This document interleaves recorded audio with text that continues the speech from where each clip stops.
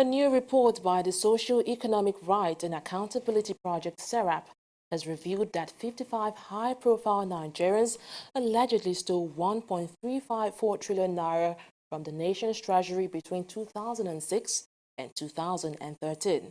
In a newly launched 112-page report, SERAP explains the dimensions of corruption and catalogues why Nigeria has a small number of convictions in the prosecution of corruption cases.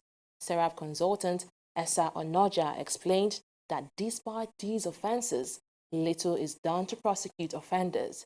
He listed the causes of delay of high-profile cases in Nigeria as alleged ill health of offenders, immunity clause, which is now used as a license for impunity, loopholes in legal processes, political interference, among others. From the study, the report discovered that between the year 2000 and 2017, that the EFCC secured an average of 100 convictions each year for low-level offenders. So for low-level cases, the EFCC secures average 100 convictions per year.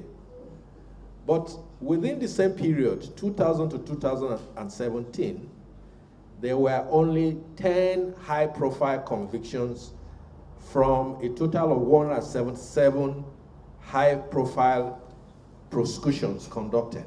The major impediments or obstacles to enhance conviction rates in high-profile corruption cases in Nigeria include suspicious withdrawal of cases from investigators and prosecutors, delay tactics by defendants, ambiguous provisions in anti-corruption legislations, suspicious court orders, restraining law enforcement agencies from performing their statutory functions, transfer of judges handling corruption cases.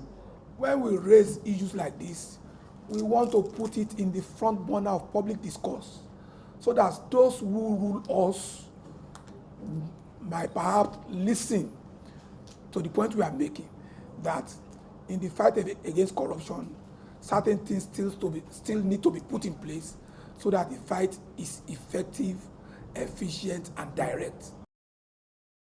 Also present at the launch was human rights lawyer Femi Falana, who condemned the high level of impunity in Nigeria's judicial system. If you want to invite a big man or a big woman, the EFCC or the ICP writes a polite letter.